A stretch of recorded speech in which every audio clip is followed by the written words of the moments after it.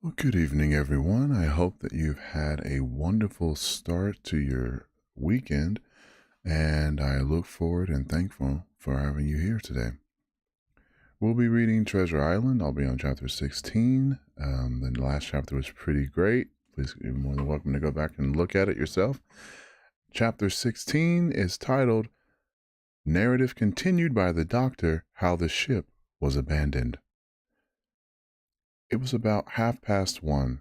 3 bells in the sea phrase that 2 boats went ashore from the Hispaniola. The captain, the squire, and I were talking matters over in the cabin.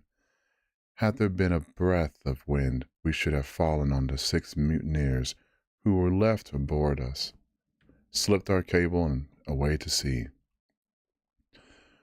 But the wind was wanting, and to complete our helplessness, down came Hunter with the news that Jim Hawkins had slipped into a boat and was gone ashore with the rest.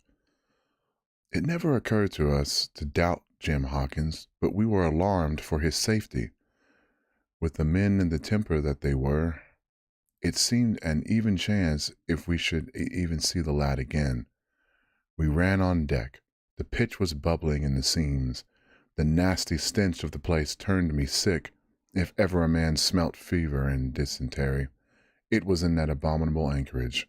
The 6 scoundrels were sitting grumbling under a sea in the forecastle. Ashore we could see the gigs made fast and a man sitting in each, hard by where the rivers run in. One of them was whistling Lily Burello. Waiting was a strain, and it was decided that Hunter and I should go ashore with the jolly boats in quest of information. The gigs had leaned to their right, but Hunter and I pulled straight in the direction of the stockade upon the chart. The 2 who were left guarding their boats seemed in a bustle over our appearance. Lily Bolero stopped off, and I could see the pair discussing what they ought to do. Had they gone and told Silver, all might have turned out differently, but they had their own orders, I suppose, and decided to sit quietly where they were and hark back again to Lily Burello. I know I'm butchering that. There was a slight bend in the coast, and I steered so as to put it between us. Even before we landed, we had thus lost sight of the gigs. I jumped out and came near as running as I durst, with a big silk handkerchief under my hat for coolness' sake, and a brace of pistols ready, primed for safety. I had not gone 100 yards when I reached the stockade. There was how it was, or this is how it was. A spring of clear water rose almost at the top of a knoll. Well, on the knoll, and enclosing the spring, they had clapped a stout log house fit to hold 20 of people on a pinch and looped hold for muskery on either side. All round this they had cleared a wide space, and then the thing was completed by a paling 6 feet high without door or opening, too strong to pull down without time and labor, and too open to shelter from besiegers. The people in the log house had them in every way. They stood quiet in shelter and shot the others like partridges. All they wanted was a good watch and food, for short of a complete surprise, they might have held the place against arraignment. What particularly took my fancy was the spring, for though we had a good enough place of it in the cabin of Hispaniola, with plenty of arms and ammunition, and things to eat and excellent wines, there had been one thing overlooked. We had no water. I was thinking this over when there came ringing over the island the cry of a man at the point of death. I was not new to violent death. I have served His Royal Highness the Duke of Cumberland and got a wound myself at Fontenoy. But I know my pulse went dot and carry one. Jim Hawkins is gone, was my first thought. It was something to have been an old soldier, but more still to have been a doctor. There is no time to dilly-dally in our work, and so I made up my mind instantly, and with no time lost returned to the shore and jumped on aboard the jolly boat. By good fortune, Hunter pulled a good oar. We made the water fly, and the boat was soon alongside and I aboard the schooner. I found them all shaken, as was natural. The squire was sitting down, as white as a sheet, thinking of the harm he had led us to, the good soul. And one of the 6 forecastle hands was a little better. "There's a man," says Captain Smollett, nodding towards him. "New to this work. He came nigh hand fainting, Doctor, when he heard the cry." Another touch of the rudder, and the man would join us. I told my plan to the captain, and between us we settled on the details of its accomplishment. We put old Redruth in the gallery between the cabin and the forecastle, with 3 or 4 loaded muskets and a mattress for protection. Hunter brought the boat round under the stern port, and Joyce and I set to work loading her with powder tins, muskets, bags of biscuits, kegs of pork, a cask of cognac, and my invaluable medicine chest. In the meantime, the squire and the captain stayed on deck, and the latter hailed the coxswain, who was the principal man aboard. "Mr. Hands," he said, "here are 2 of us with a brace of pistols each. If any of you 6 make a signal of any description, that man's dead." They were a good deal taken aback, and after a little consultation, one and all tumbled down the fore companion, thinking no doubt to take us on the rear. But when they saw Redruth waiting for them in the spared galley, they went about ship at once, and a head popped out again on deck. "Down, dog!" cries the captain, and the head popped back again, and we heard no more for the time of these 6 very faint-hearted seamen. By this time, tumbling things in as they came, we had the jolly boat loaded as much as we dared. Joyce and I got out through the stern port, and we made for shore again as fast as oars could take us.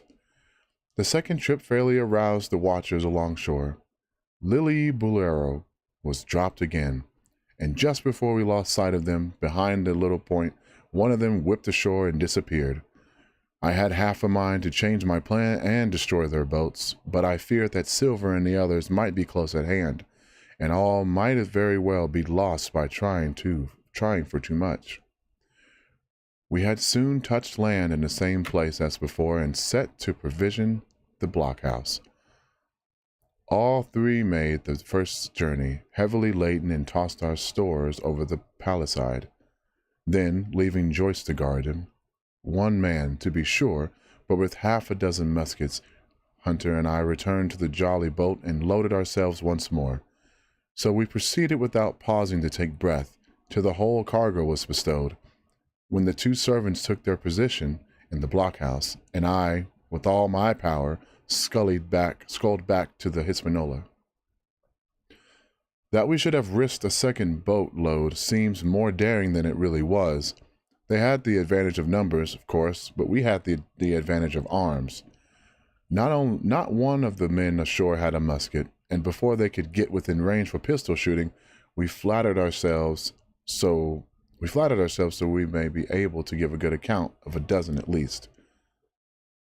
The squire was waiting for me at the stern window, all his faintness gone from him. He caught the painter and made it fast, and we fell to loading the boat for our very lives. Pork, powder, and biscuit was the cargo, with only a musket and a cutlass apiece for the squire and me and Redruth and the captain. The rest of the arms and powder were dropped overboard into 2 fathoms and a half of water, so that we could see the bright steel shining far below us in the sun on the clean sandy bottom. By this time the tide was beginning to ebb, and the ship was swinging around to her anchor. Voices were heard faintly howling in the direction of the 2 gigs, and though this reassured us for Joyce and Hunter, who were well to the eastward, it warned our party to be off. Redruth retreated from his place in the gallery, and dropped into his boat, which we then brought round the ship's corner to be handled for Captain Smollett. "Now, men," said he, "do you hear me?" There was no answer from the forecastle. "It's to you, Abraham Gray. It's to you I'm speaking." Still no reply. "Gray," resumed Mr. Smollett, a little louder, I am leaving this ship, and I order you to follow your captain. I know you are a good man at bottom, and I dare say not a lot of you as bad as he makes out. I have my watch here in my hand. I give you 30 seconds to join me." There was a pause. "Come, my fine fellow," continued the captain. "Don't hang so long and stays. I'm risking my life and the lives of these good gentlemen every second." There was a sudden scuffle, a sound of blows, and out burst Abraham Gray with a knife cut on the side of his cheek, and came running to the captain like a dog to the whistle. "I'm with you, sir," said he, and the next moment he and the captain had dropped aboard of us, and we have shoved off and given way.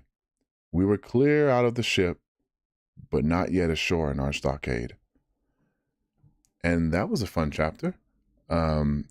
As we lead to chapter 17, narrative continued by the doctor. So I'm guessing the next part is just the point of views, as it was a pretty big deal to have the ship to the island. And the last couple of chapters, they discovered that a man, Benjamin Gunn, was discovered. And there's a lot of things that are building with this that I'm still continuing to enjoy. Again, thank you so much for coming out. I appreciate each and every one of you. Like, comment, subscribe. Let me know what it is you want for me to read next after I read this. I just look forward to continuing to do this. This is a lot of fun for me. And I wish everyone to have a great night, a great start to your weekend. And as always, just because the world's on fire doesn't mean you have to add anything to it. Be well and good night, everyone.